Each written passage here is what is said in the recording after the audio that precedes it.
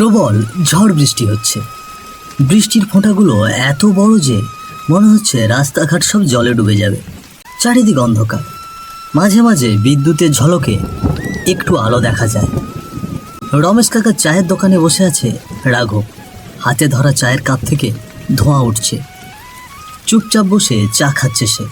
ঠিক তখনই গ্রামের রাস্তা ধরে এক স্বামী স্ত্রী ছাতা মাথায় দিয়ে হাঁটতে হাঁটতে দোকানের সামনে দিয়ে যাচ্ছিল।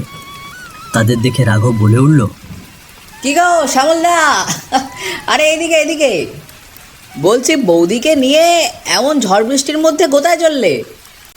আর বলিস না রে রাঘব, আমার শাশুড়ি মা খুব অসুস্থ হয়ে পড়েছেন। আজ মনে হয় আর ফিরতে পারবো না, তাই তোর বৌদিকে নিয়ে একটু শ্বশুর বাড়ি যাচ্ছি।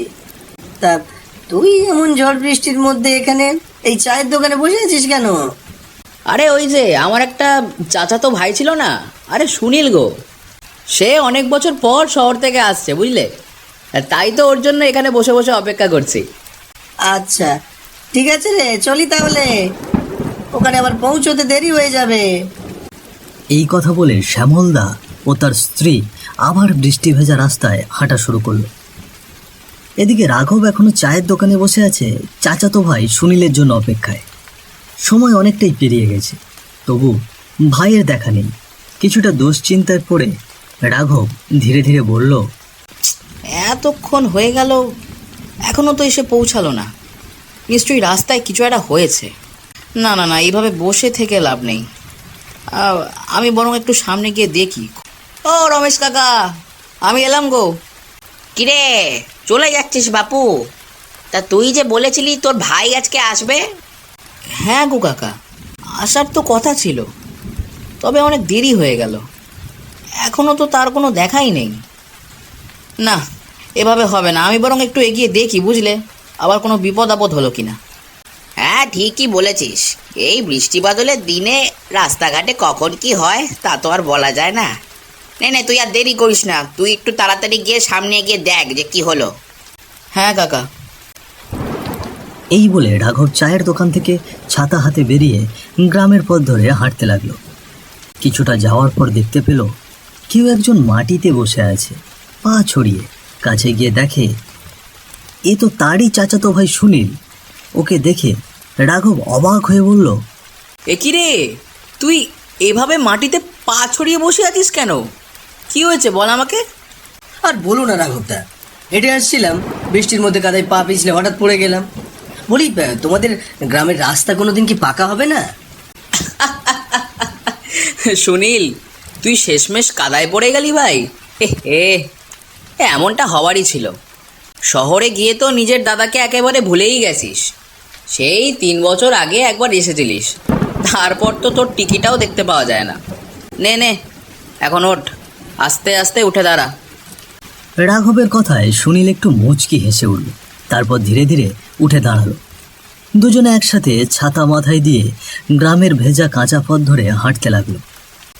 বেশি দূর নয়, একটু যেতেই তারা বাঁশঝাড়ের কাছে পৌঁছল। চারিদিকে ঘুটঘুটে অন্ধকার, শুধু মাঝে মাঝে বিদ্যুতের ঝলকানি। দূরে কোথাও শিয়াল ডাকছে হুক্কা হুয়া করে। আর বৃষ্টির গতি আগের থেকে আরও বেড়ে গেছে। ছাতার নিচে থেকেও শরীর ভিজে যাচ্ছে। ঠিক সেই সময় তারা হঠাৎ টের পেল পেছন থেকে একটা পায়ের শব্দ। কেউ যেন ধীরে ধীরে ওদের দিকে এগিয়ে আসছে। রাঘবদা, পেছন থেকে যেন কার পায়ের শব্দ পেলাম মনে হচ্ছে, কিন্তু এখানে তো কেউ নেই। হ্যাঁ রে, এ আমারও তো তেমনই লাগলো। ও হবে হয়তো মনের ভুল। এখন চল চল, রাত হয়েছে। এমনিতেও এই গ্রামের পথঘাট তেমন ভালো নয়।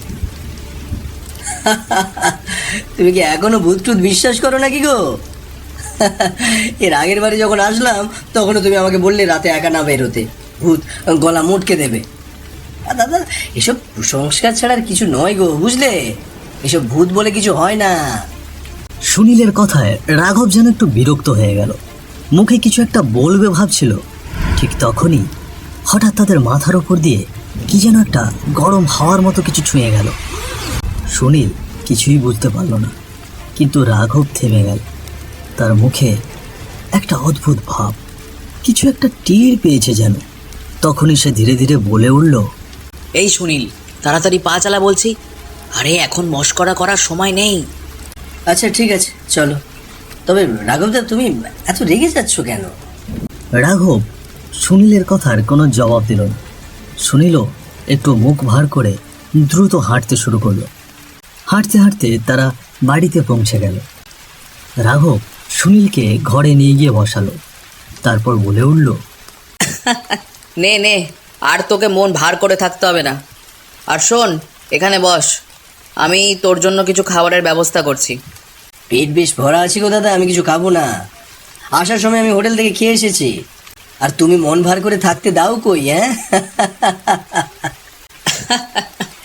আচ্ছা, এই ব্যাপার, চল নে তাহলে শুয়েই পড়। এই কথা বলেই রাঘবও নিজের ঘরে গিয়ে শুয়ে পড়ল। রাতটিও আস্তে আস্তে আরও গভীর হতে লাগলো। রাঘব তখন একদম ঘুমের মধ্যে ডুবে গেছে। বাইরে তখন উঠেছে প্রবল ঝড় বৃষ্টি। তীব্র শব্দে বারবার বজ্রপাত হচ্ছে। বাতাস এমন বেগে বইছে যেন তালগাছগুলো পর্যন্ত উপড়ে যাবে। সেই মুহূর্তে রাঘবের বাড়ির দরজায় একদম হঠাৎ করেই জোরে ঠক ঠক করে শব্দ হলো।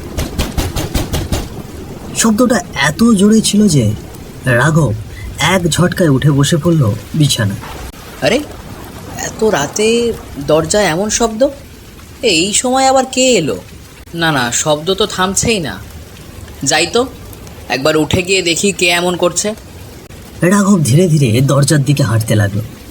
গিয়ে দরজাটা খুলে দেখলো সামনে একজন রোগা পাতলা লোক দাঁড়িয়ে আছে। গায়ে পুরনো ধরনের কাপড়, মুখটা যেন চিন্তায় ভরা। লোকটাকে দেখে রাঘব একটু অবাক হয়েই বলে উঠল, কে আপনি?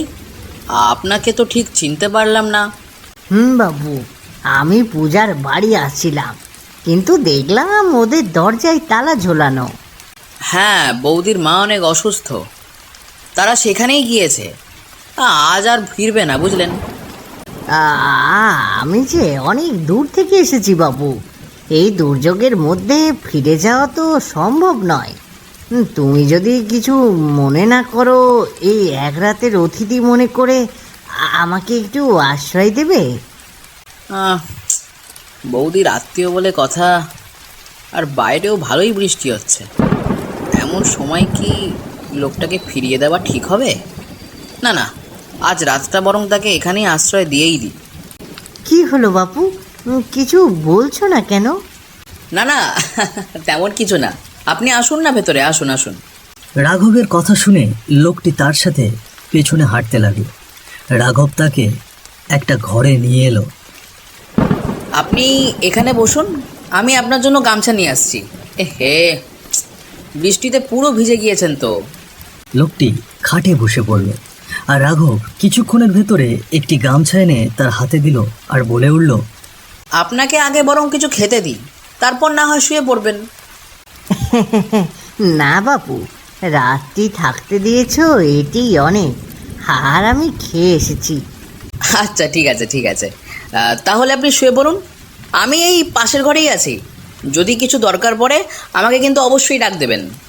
রাঘব ধীরে ধীরে চলে গেল নিজের ঘরে। সারাদিনের ক্লান্তিতে তখন সবাই গভীর ঘুমে। রাত যেন আরও ভারী হয়ে উঠেছে। ঘড়ির কাঁটায় ঠিক তখন রাত 3:30।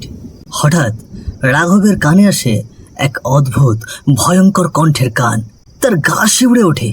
কে জাগিস রে নিশিরাতে, ডাকে তোকে শ্মশান পাতে, হাসির মাঝে কাঁধে ছায়া, মাথার পাশে বাজে কাঁসা, মাটির নিচে হাত যে টানে, কার লাশ লোকানো, কার কানে কানে, রক্ত খোঁজি ছায়া চাই, চুপচাপ বসে তোর ঘুম খায়। ভয়ে রাঘব আবারও উঠে বসে বিছানায়, আর দেরি না করে ছুটে যায় তার চাচাতো ভাইয়ের ঘরে। আর যেই না ভেতরে ঢোকে, তার চোখে পড়ে ঘরের মাঝখানে বসে আছে এক ভয়ঙ্কর পিশাচ। চোখ দুটো লাল লাইটের মতো জ্বলছে, দাঁতের শাড়ি বিশাল, ধারালো আর রক্তমাখা। সে চিবিয়ে খাচ্ছে তার ভাইয়ের হাতের অংশ। একদিকে পড়ে আছে কাটা মুন্ডু আর অন্যদিকে ছিন্ন ভিন্ন দেহ।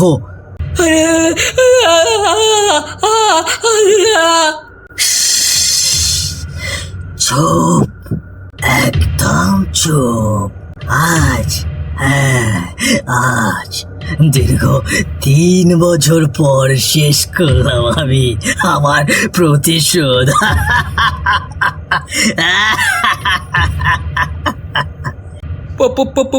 প্রতিশোধ? কিসের প্রতিশোধের কথা বলছো তুমি? আর তুমি আমার ভাইকে কেন মারলে? সে তো একজন ভালো মানুষ ছিল। ও হতে এই গ্রামে সেই 3 বছর আগে এসেছিল, তারপর আর একবারও আসেনি। তাহলে তোমার সঙ্গে ওর কিসের শত্রুতা ছিল আমাকে বলো? শত্রুতা? কিসের শত্রুতা? হ্যাঁ,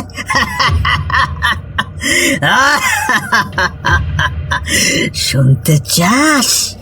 তবে শোন, তোর ভাই আমার গীতাকে আমার কাছ থেকে ছিনিয়ে নিয়েছে 3 বছর আগে।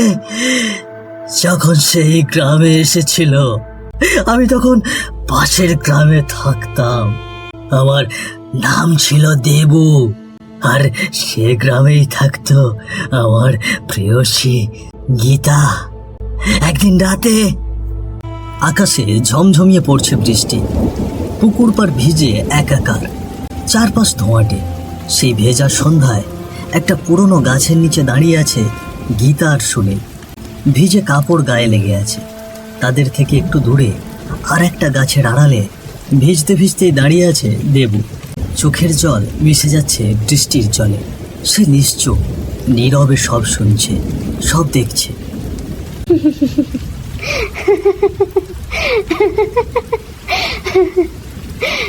তা হ্যাঁ গো শহরের ছেলে, তুমি আমায় বিয়ে করবে তো? হ্যাঁ গো, এই সত্যি বলছো? এই জানো, আমার এখনো বিশ্বাসই হচ্ছে না গো যে তুমি আমায় বিয়ে করবে। বিশ্বাস হচ্ছে না?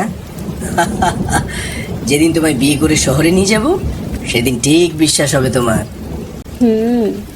ভগবান যেন এই স্বপ্নটা সত্যি করে দেয় গো। গীতার সেই হাসির শব্দটা যেন দেবুর বুক চিরে গেল।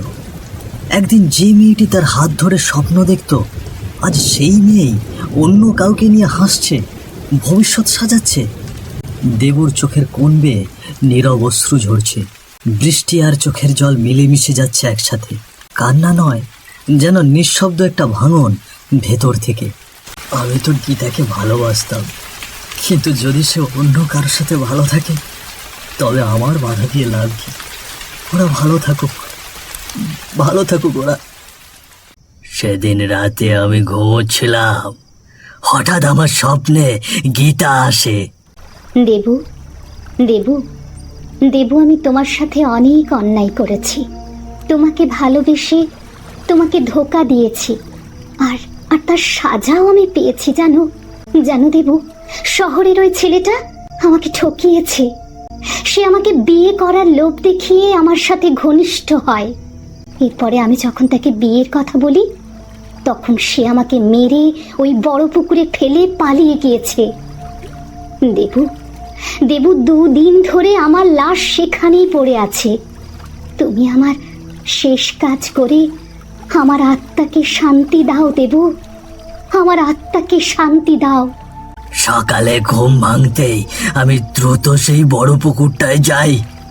সেখানে গিয়ে যা দেখি, তাতে আমার কলিজাটা ছিন্ন ভিন্ন হয়ে যায়। সে দেখল সামনে তার ভালোবাসার মানুষের নিথর দেহ পড়ে আছে। গলায় আঘাতের দাগ, তার শরীরে ক্ষতর দাগ স্পষ্ট বোঝা যাচ্ছে। এক মুহূর্ত দেরি না করে সে গীতার মৃতদেহের পাশে গিয়ে বসল। না না না, এটা হতে পারে না। ওই শহরের ছেলেটা এভাবে আমার গীতার সঙ্গে ছলনা করেছে, ভালোবাসার নামে প্রতারণা করে তার সঙ্গে নিষ্ঠুর আচরণ করে তাকে শেষ করে দিয়েছে। তার সাথে নিষ্ঠুর আচরণ করে শেষে তাকে মেরে এখানে ফেলে রেখে গেছে। আমি কিছুই করিনি, শুধু চেয়েছিলাম ও সুখী হোক, সুখী হোক। আর আজ আমার চোখের সামনে গীতা পড়ে আছে নিথর, নিঃশব্দ।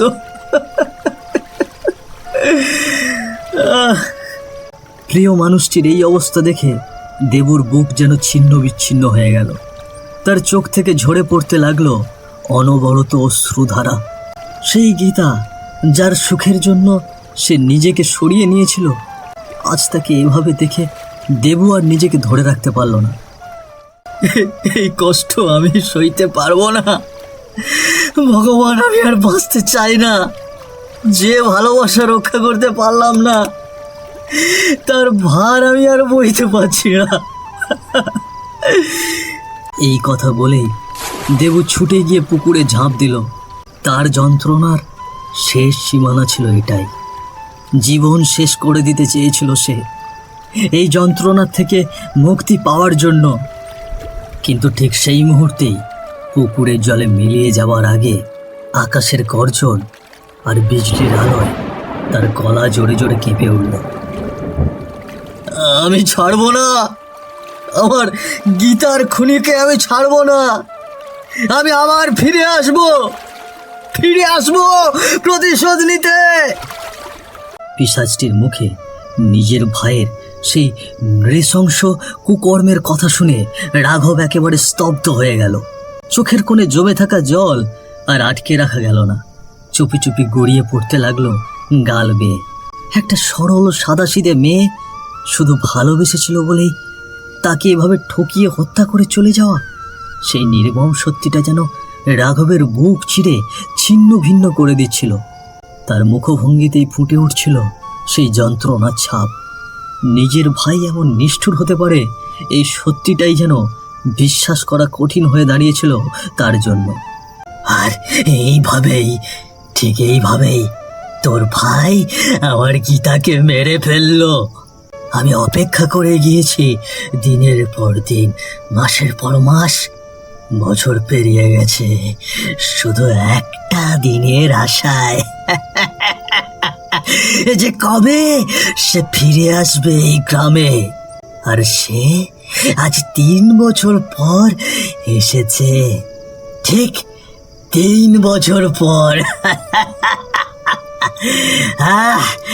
আর এই সুযোগে আমি ছদ্মবেশ ধরলাম, একজন সাধারণ অতিথির মুখোশ পরে ঢুকে গেলাম তোর বাড়ির ভিতরে।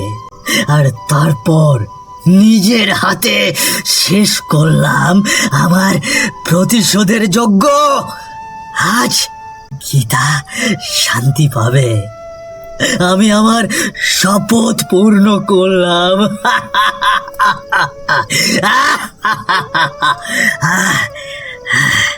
সুনীল, তুই আজ তোর পাপের ফল পেলি ভাই, কিন্তু কেন এমন কাজ করলি বলতো? ভালোবাসার ছলনা করে একটা নিষ্পাপ প্রাণকে মেরে ফেললি ভাই। আজ সেই পাপের মাসুল তোকে দিতে হলো তোর জীবন দিয়ে। সুনীল, তুই আমার ভাই, কিন্তু আজ আমি তোকে কিছুতেই ক্ষমা করতে পারছি না ক্ষমা করতে।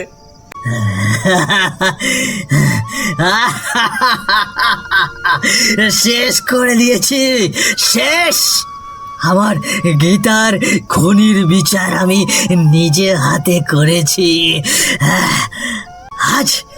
আজ আমি মুক্ত, আজ আমি মুক্ত, আজ আমার প্রতিশোধ পূর্ণ। মুক্তি, এবার আমার মুক্তি।